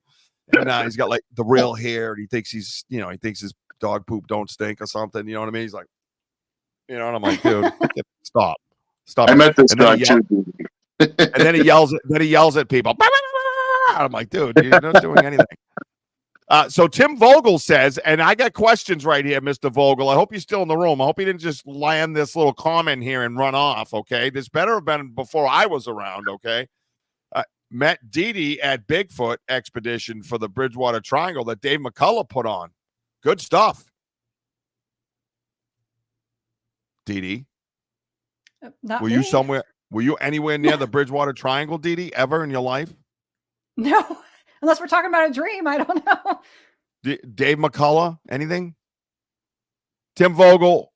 I would think I would remember if I was at a Bigfoot convention. Yeah. You might not have been. Maybe it's my doppelganger. Right. So I don't have to be mad at them then that they had this whole thing and you went and nobody told me about it? Yeah. Yeah. Unless I'm really losing it. Well, DeeDee, you did agree to come on my show. I mean, that's not very sane. People do this. You know what I mean? It's like anything's I love how I'm so excited you're here. Oh, what we got here? Hang on, let's see if we got a correction. You all need hooked on phonics. Says the author. Exactly. Yeah, says the author. Get out of here. What do you mean? We're fine. I'll tell it in detail if you like. We had a recurrent dream for 3 days together. We already said this. It's more detail. Do you want to come on and get analyzed? Is that what's happening? Oops. Tim goes, oops. Tim goes, all right, because you're about to start a lot of problems, Tim. Hey, don't worry about oops with DeeDee, bro. All right. You finally got to get me over to whatever, October Mountain. Wouldn't have been pretty. All right. No, is it an oops or oops, I did it again by Britney Spears? So Tim and Eric Vogel are these kick-ass Bigfoot researchers, man, outdoorsmen, wildlife guides. Tim's a ranger on a 1,300-acre forest out in Western Mass. Someone that we turn to, like when we're investigating and I have a question, I'll send it to him about animals, about this, about that. They're just so helpful. So, it's not like go away, pain in the ass. You know what I mean? They're like, yeah, man, no, this is what that is, or this is what we think that might be, or, whatever it is, they'll just tell you like it is. So I have a ton of resources in my world. Do you have resources like that in the dream? Maybe, do you have like a mentor in a sense, or somebody that you can turn to if you run into a jam, like a tough one, so to speak? I joined a group called the International. What the hell is it called? Oh my God. It's a study of dreams. But anyways, I joined a group and now I can't talk. International Association of the Study of Dreams. Okay. Write it down, DeeDee. Write it down. Say that 10 times. Yeah. Look what we've done to her. Anyways. She showed up here with a PhD and left with a GED. You've been banterized. Welcome.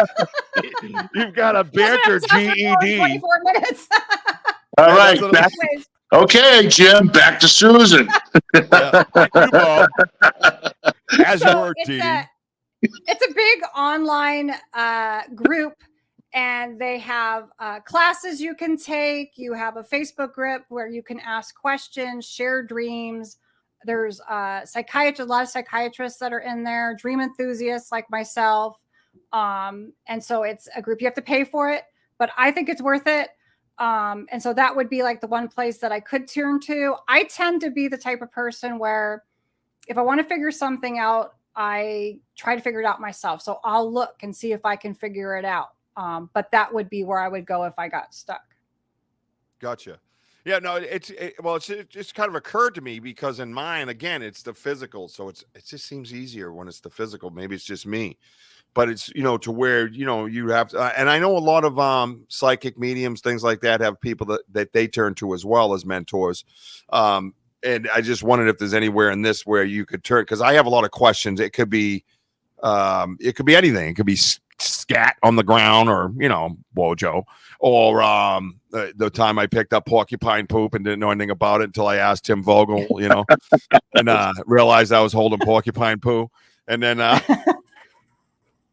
but you gotta be but poor Wojo had this little thing of hand sanitizer in his truck, and I was like, I go, Richie. So I'm driving my truck, and Richie's like, "Oh my God, I got poop in my hand." I go, "All right." I go, "Richie, give me some." Richie just does this unbelievable squeeze. There was a big glove in my hand. I'm like, "Are you serious? I'm trying to drive." I was in a panic. I held porcupine poop. It looked like a Tic Tac, but bigger and brown. I didn't know. This is why you could pick it up and put it in a bag, not your hand. Maybe you should have never called Tim. Don't call him again. It's a Tic Tac. It's a brown Tic Tac. You're all right. That was funny. Too much fun that day. Well, the way we found it out was I didn't show Tim the poop. I just showed him this area, and he says porcupines do that. And then it started flashing back that I was down there looking around for evidence and picked up this brown thing that I had no idea what it was. And then there was a lot of the same brown things around there. And then as I was Googling, I Googled images on Google for porcupine poop, and I was in his truck. I was like, ah! Like I just had realized that I had picked up porcupine poop. But DeeDee, like picking up, there's so many of them. He's like, "Wojo, what is that?" I go, "I don't know." He goes, I never seen it before. But I didn't realize he called Timmy. I seen him on the phone ahead of me. Come to find out it was poo. I was like, "I've been picking up shit." Poor guy. The pictures I sent him of the trees, and he said porcupines do that, and then I went, "Oh no!" Yeah. No. And I started doing him. Anyways, that's enough about me and my stupid bullshit. It is what it is. But anyways, Matt goes back to say, and he continues with the tornado details of it. We got out of it not once, but twice. When we were caught in the tornado in Maine by Sebago Lake, we remembered details, telling each other tidbits of the dreams. Better if I tell over the mic next time. I know. Well, it is better if you tell over the mic next time. I know. All right. So we have a link that you can come into our show at any time and just click on and be on screen and be on camera with us and ask a question. And then, I boot you out or whatever the case might be. But again, I'm away on vacation, and it seems to have some kick-ass Wi-Fi here. It's really coming in good, but I don't know the Wi-Fi. So I'm just not going to pull that tonight because I'd hate to have everything go poof. You know what I mean? But either way, it's a great story. Whether you misspoke, we get it, and we think it's a kick-ass detail of dreams being twins. Which now, have you run into something, DeeDee? Before, I don't want to keep you all night, so I do that a lot to my guests. So I'm going to try not to do that to DeeDee because I know DeeDee has a list of things all the time. I bet. I'm just I'm just kidding. I have no idea. Have you run into something that was either frightening to you or something, a case, so to speak, that you were working with somebody that stands out that you were really having a tough time cracking? Do you know what I mean? Or can you just kind of go around the edges in a sense? Is there something in there, one that you stands out like a case, where you're like, oh, I gotta help Sue, Diane or whatever her name was, you know what I mean? Like, is there something like that you can share with us that would, without divulging people's personal stuff? Yeah, because I hate to say something that somebody, like if it's a paid customer, but I did have something where somebody had a dream as a child about somebody they were going to meet in the future. And they had, and it didn't work out. And so they wanted to know, why would they dream of somebody, from that far ahead of time? And so unfortunately that person dropped off. Like, I asked a few questions and I never heard from them again, which broke my heart, because I don't know. Now I don't know what happened. You know what I mean? Right. I wasn't asking offensive questions or anything. I was just asking for some more details to try to collect. So for me, that was really hard, because it's like an open case that didn't get solved, you know? Yes. And so, but everybody else, I feel like I brought them to where they were like, yeah, I get it, So, and some people have had some really interesting things. A gal had, and I think she let me put this one on the podcast, but she had a horrible dream about her father murdering her mother, and it was terrifying nightmare. The whole thing was so vivid and so descriptive. It was like reading a book, And when we worked it out, it had like a closure and a happy ending for her, and her parents were already deceased. So it wasn't like she was seeing something was going to happen. And so it can go the other way too, where something so abstract and strange related. And that's where I got the whole, when you're having a nightmare, sometimes it's going back. So it was going back to her being a child. So there was something that happened to her as a child, an emotion that she felt, and a way of coping with things that she was now using in her adult life, 30 years later, that was, her mind was sending her back to that little girl that she used to be, to bring her, but she couldn't figure it. And it took me a while. I worked on her dream for about an hour, because I was like, and I was just pulling tarot cards and everything for more information. And I finally had the light bulb moment, and then got back to her, So sometimes they can be sometimes they're really easy, and sometimes they're really complex and difficult. And you really have to have a little bit of discussion to figure it out. And you have tools, like you just mentioned. That's one of the things I was going to ask you. Is there tools just besides knowledge? I mean, is there the great book of dreams that you pull out, or you just mentioned tarot cards? So tarot cards will help you kind of point you in the right direction, so to speak? Yeah, sometimes they'll either pick up where I'm stuck, or they'll at the end kind of give me like, what does this mean overall? Sometimes I use them to check my work. Like, I will do a dream interpretation. I did this very in the beginning when I was doing for others. I would pull a tarot card to see if it matched my interpretation, and they would. And so that's how I knew, okay, I'm on the right path with this. But I have oracle cards, I have tarot cards, and then I have like more psychiatry based cards. So there's something out there for everyone. And I have a couple of videos out there too that show people how to like use the cards and what they're kind of about. But I suggest, if you're somebody who's trying to figure out your dreams and you need like a visual, because some people it's hard to like picture in your mind if you can't draw and stuff. It's nice to like look at the cards, especially oracle cards, because they're kind of up to you to interpret. And so you can pull out cards that like, oh, this one has a horse on it, and my dream had horses in it. And you can kind of look at the book and look at the other symbols in it and figure out, it helps you like, and it makes it exciting, because sometimes people don't, until you catch the exciting bug, it's more like a chore.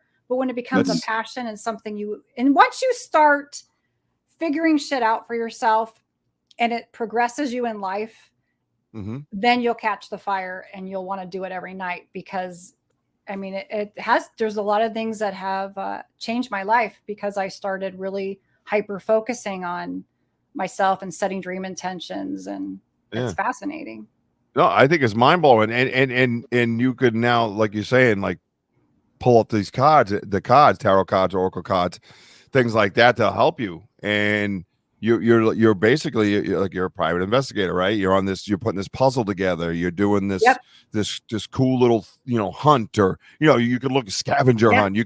It really could stimulate the mind in so many different ways where it excites you. You know what I mean? And I could see how that was. Claude asked another great question: is there a food to eat that will increase the chances of having dreams? At least ones will remember.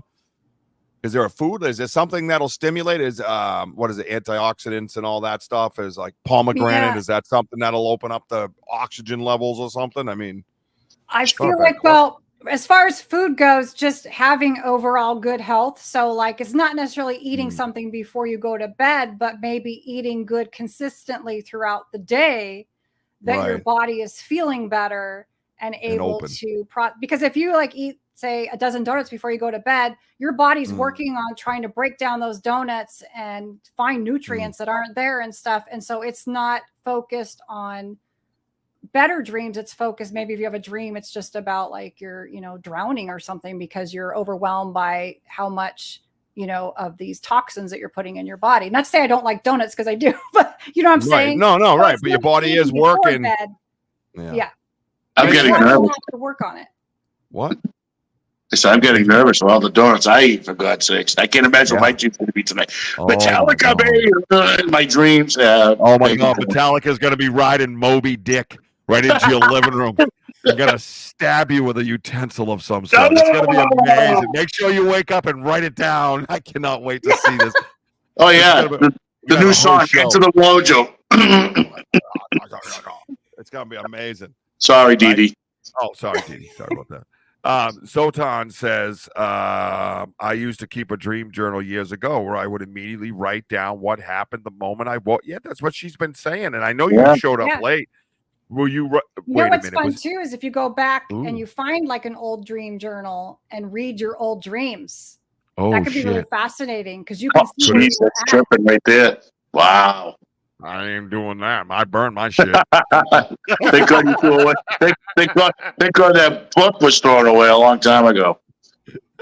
I don't know what I just did, but it wasn't Sarah. I'm literally unscrewing my microphone. No, so the journal, everybody who's listening, pay attention. The journal is clearly key here. Wake up, write down what you remember. Unfortunately, I don't remember any of my dreams. It's been a while since I have, which is kind of a bummer because I always like to kind of like break them down a little bit and have a little bit of fun myself. You know what I mean? Trying to figure out where they came from. You know what I mean? Yeah. So, and the timeline is, like I said, around when my son, but it was before that. See, because I went through this for basically 9 months where I was getting this message over and over again, this premonition, and I would see the number, and every time I saw that number, instantly my brain would flash to that moment in time. It wasn't like, all right, so basically what would happen is I'd see the number 666, which isn't the devil. It's change. There's a big change, basically change coming in your life, right? So anytime I say 6, it's like the devil. And I'm like, no, it's not the devil. Everybody chill out. But it was just like, whenever I saw that number, I would go right to baby Jack. And I'd be like, okay, wait, what's going on? And then I started piecing it together as the months, as he came closer to his birth. And then as Jack was born, stillborn. So, and it would be anywhere. It would be the weirdest numbers, not just license plates, it was the weirdest things, man. Like, up here we have Keno, you get a Keno slip and the last, 3 numbers on it would be 666, you know what I mean? And, the one that you're supposed to enter in to win, it's just weird, like really, really, really trying to get my attention. And it kept doing it over and over again. And then as we were driving on our family vacation, it started ramping up where I was seeing it more and more on the road or on the sign or on the car in front of me or wherever it was coming. And I remember looking up and I said, don't you do that to me.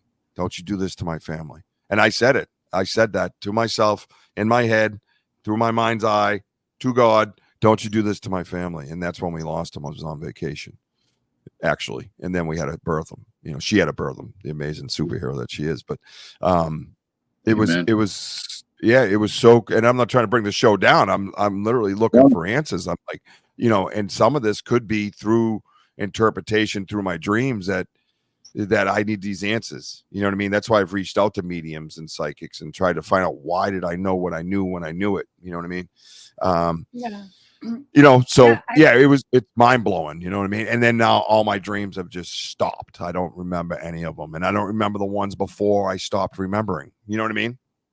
Yeah, because you shut down that whole like connection because It's you're horrifying.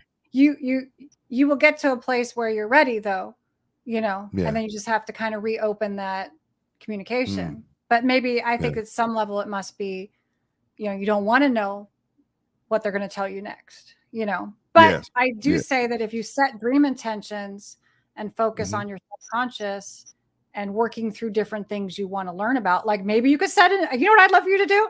Set an intention that you want to know where you can find Bigfoot and set that intention every night. Please tell me where I can find Bigfoot.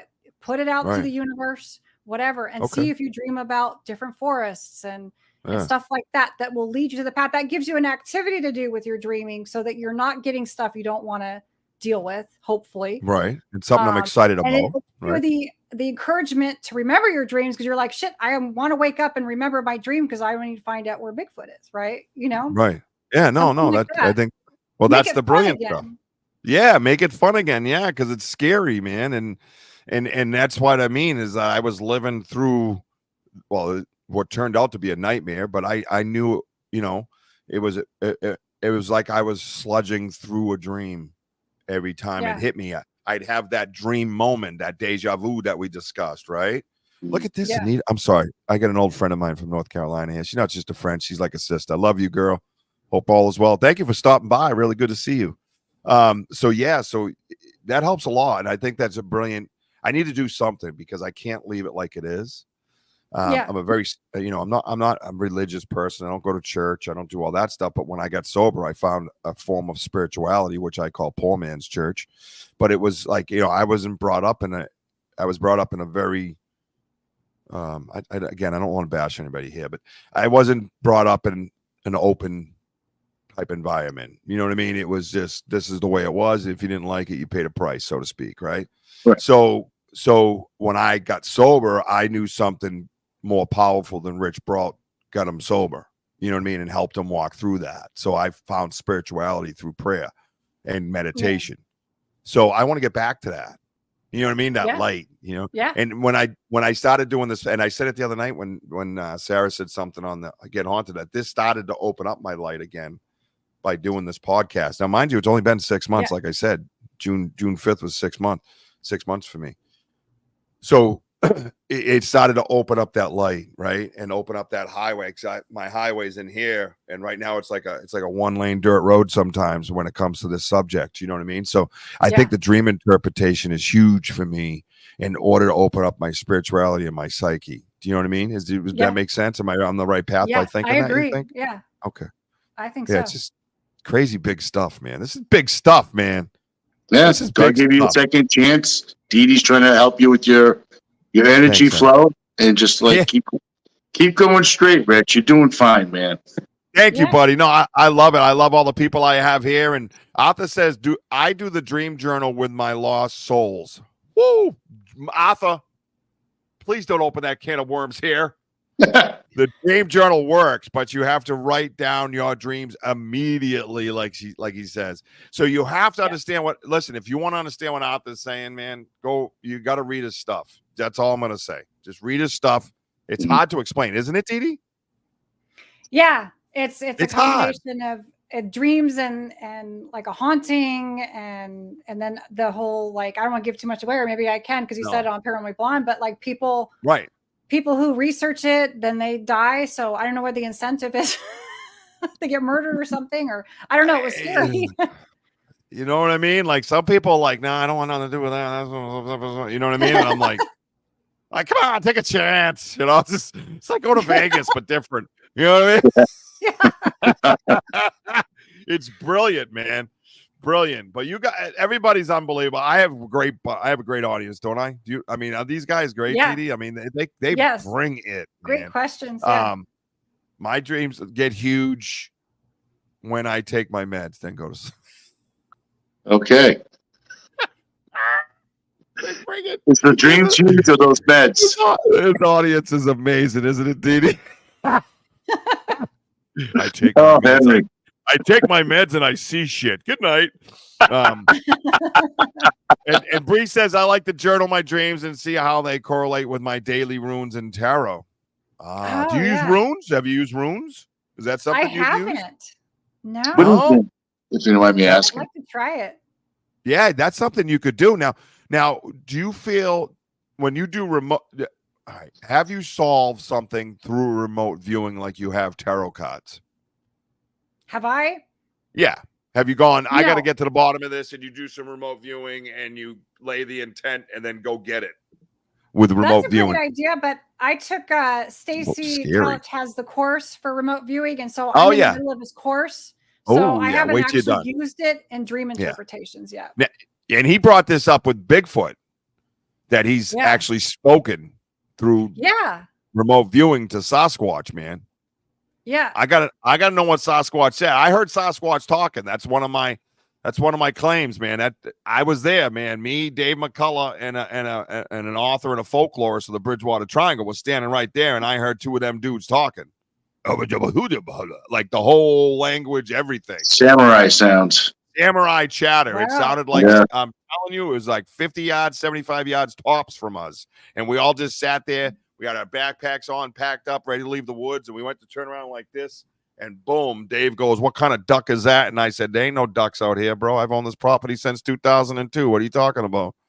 And then all of a sudden it picked up speed and started going, and we heard the whole conversation between two Sasquatches. Wow. And I want to know if Stacy heard that. Do you know what I'm saying? That would be cool to know. Yeah. You know, or did he speak to him through the mind's eye? You know what I mean? Through the mind's eye in English. Like, how does that work? I need to know this stuff. Right. Yeah, if you could put in a good word for me, DeeDee, that'd be amazing. Thank you. What does this say? All right, Claude, man, we couldn't even pronounce visualization. Which is crucial for memory, is at a low during REM sleep. This is why we quickly forget our dreams. Hence, the faster you write them down, the less confusing they are. Yeah, you usually have about 3 seconds before What? you use it. That's why I say, if you really intend to remember your dream, just start speaking it out loud. Tell it like you're talking to somebody and start talking about the dream so you can grab your phone or a pen and paper and write it down. Bank. Because it'll move it to the permanent memory because you're discussing it. But if you think you're just going to keep it in your mind, it's just going to go because your mind gets information all the time and needs to replace it with relevant information. Like the dream is, we had a dream, but now we're going to the bathroom. We don't want to fall over something. So it's going to think about that, and it's going to lose it. That's amazing, man. 3 seconds. I think that's. Listen. My mind's been blown here tonight. Would you come back on and do another show with us?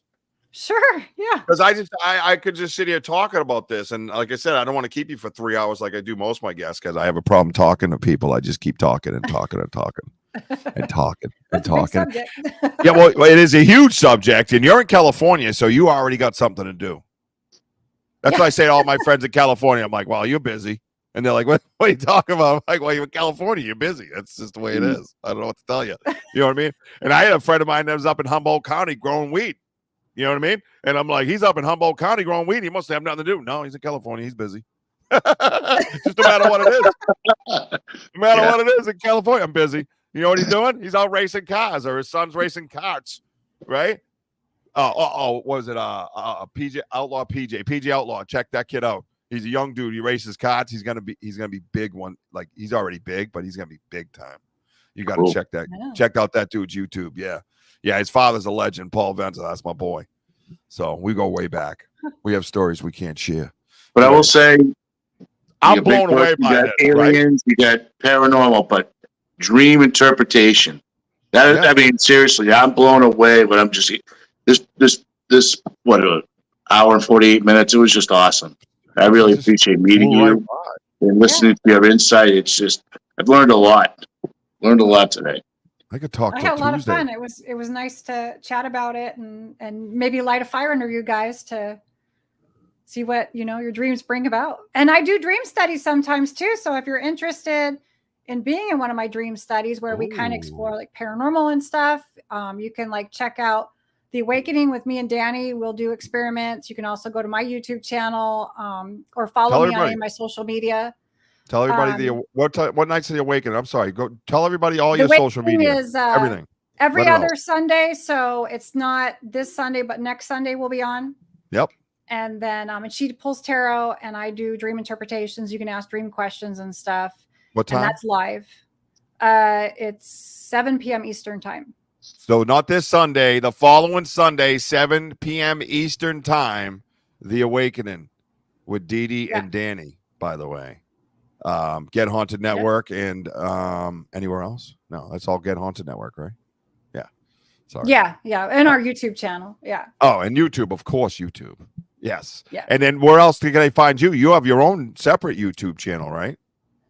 Yeah. It's the Dreams Interpreter. So Dreams with an S, Dreams Interpreter. And then that's my website's thedreamsinterpreter.com. Linktree, The Dreams Interpreter. Sometimes you put DeeDee, Dream Interpretations by DeeDee Jabril, you'll find me. But you can start with my website or you'll find me. Yep. Listen. And I want to tell everybody. I do like meditations and stuff too. Ooh. So like if you're somebody who wants to set dream intentions, they're on my YouTube channel. I have 5-minute and 20-minute. And I just did one about manifesting money, which I'm working on for myself too. So if anybody wants to try to manifest money, I created it's a dream intention. So it's to set the dream intention to get ideas on how you can make money. So it's no magical thing. It's just giving you the intention to be more creative with your mind on how you could make more money. Because basically everybody needs to make more money at this, especially now. Right. And so I created that one. And so if anybody does it and they do suddenly like do something creative and they're making more money, I would love to hear about it. But I have other what am I trying to say? Other meditations and stuff on there too. So different types and ways of meditating to set intent for these types of different subjects is what you're saying. Right. Yeah. Kick ass, man. That's crazy. Guys, listen, go over to her YouTube. First of all, just go over there right away. That way you can start following all these other places. I mean, that's crazy, right? So make sure we show her that love and like and subscribe. Like I always yell at you here, Bo. Remember I yell at people all the time? Yeah. So like and subscribe to DeeDee. No, but I think you got some great information out there. I think we've had some great conversations. We've had some great questions. I've had a lot of fun. I have some, and you know what else is I have to have personal work now because of this. Like I know I need to do this. This is something like at my house, building my new studio that I've put off that I need to do. I need to do this to open myself back up because of what I've been through. And it's okay that I'm like that. I have to go through that denial and everything first and the pain of it and all that stuff and the process, but I need to do this. Like I have to have this. This isn't healthy. It's not healthy that I'm closed off somewhere that I can't see or feel. That's not good. Yeah. That's when not good things happen. You know what I mean? So I thank you for that. And we will be doing that. Claude wants to know before we go here. He always does it. Dude, tried, tested. Is there a tried, tested, and true way to understand you are dreaming, turning the dream into a lucid dream? Or I'll just visit your live stream. Well, no, you could do that, but I just don't know. DeeDee, please come back. I'd like to know your opinion on Edgar Casey and the old hag. Is that a can of worms there? I don't know anything about that, DeeDee. Yeah, because I don't I don't know. I'd have to look it up and see. Maybe that's something I was supposed to know, but I don't. No. This is not anything you're supposed to know. This is our friend Claude, who's amazing and brilliant. He's going to be a guest. On this show. We ought to just have a whole show called Ask Claude Questions, right? At the very end of the show. Stump the Claude. You know what I mean? We should do Stump the Claude. Like you got to come on here with some shit. You know what I mean? And try to stump him. There's no way. There's no way with the stuff this person. I always say man, but it's just. Well, maybe that's a way of giving away the book. Try to stump Claude. You can win the book. DeeDee, that's great. DeeDee, that's great thinking. Good job. Yeah, the co-hosts don't get that. That's actually a great idea. Is known as the sleeping prophet. All right, check him out, and then yes, what Claude said. You know how many times I've heard that on my show, Claude? When people just fly by and they go, yes, what Claude said. No, he's a very interesting dude, a very intelligent dude, and we appreciate him. And I appreciate everybody for being here. And Mike, thank you for coming here and hanging out. And Lisa. And Bree and Claude. And the list goes on and on and on, man. I got to tell you, from everywhere from Scotland to New Hampshire, thank you. We appreciate that. You know what I mean? It's a great time. Arthur Mills and Soton, and which is Jason, right? Is that I remember his name? Yep, that's Jason. Yep. Man, Matt, Cass, like look at all these wonderful people. Don Watson, Damian, Wade Kirby, man, he came in hot. Man. He came in hot, yeah. Bro, he gets your mind going. Henry being here. Thank you, everybody, for being here. DeeDee, thank you so much. I hope you enjoyed yourself. And it's just not. We love talking about what we love talking about, but my show, I feel, is about us, the people, like sitting here and talking about what we like to talk about. You know what I mean? It just brings, and someone said it best. I think it was last week on the episode with the AOS sketch was, I feel like I'm sitting around a campfire every time I come to your show. And I think that is freaking amazing. And I'm going to use that somewhere to keep it forever, because that's kind of like my goal has been accomplished in 6 months, that I want to have that campfire mentality on my show, but with serious topics. You know what I mean? Yeah. So I thank you so much, and I want you to come back and hang out with us some more. And I'm just so blessed and grateful that you were able to do this and hang out with us. So I want to thank you so much. Make sure we get over to YouTube. Make sure we like and subscribe. Let's start there, because you got a lot of other places, by the way. I don't know the other. And watch The Awakening, not this Sunday, next Sunday, 7 p.m. with Danny on the Get Haunted Network, man. If you ain't a part of the Get Haunted Network, you are missing out on some really creative, kick-ass podcasters like DeeDee and Danny and myself, I might add, and my co-host, Wojo. Well, that's right, Jim. So make sure you like and subscribe to my YouTube page, Banter Richie B. Follow me on TikTok, Instagram, and Facebook. That's what I'm trying to say. I'm in vacation mode. Woo! I'm gonna have a blast this week. I'm gonna go light fires. I'm gonna go fishing. I'm gonna find Bigfoot. It's gonna be nuts. Make sure you stay tuned, because I am going into the woods this week, and I am bringing you with me live. So make sure you click that bell and are you bringing the baby up here? Oh yeah, this is how we end my show. The bell rung. That's how we there he is. Aww. Baby Josh. This is our rainbow baby, right? This is what big brother Jack. Hi, Joshy. Say hi. Clap. Hey. Show's over, everybody. Hey. High five. So cute. Thank you so much, everybody, for being here. From my family to yours. Remember to keep climbing. And somebody's going to keep climbing up those stairs, or they're going to fall through them with those big feet of his. Thank you, everybody, for being here. Thank you, DeeDee. Thank you to my co-host, Wojo, for all the abuse he takes, just for a chuckle on what? Yeah, all right, I won't do it again. You see the look he gave me when I said I was messing with Wojo? Don't mess with Wojo. The Wojo. No, Wojo. I won't do it again. Thank you, everybody. Good night. Keep climbing.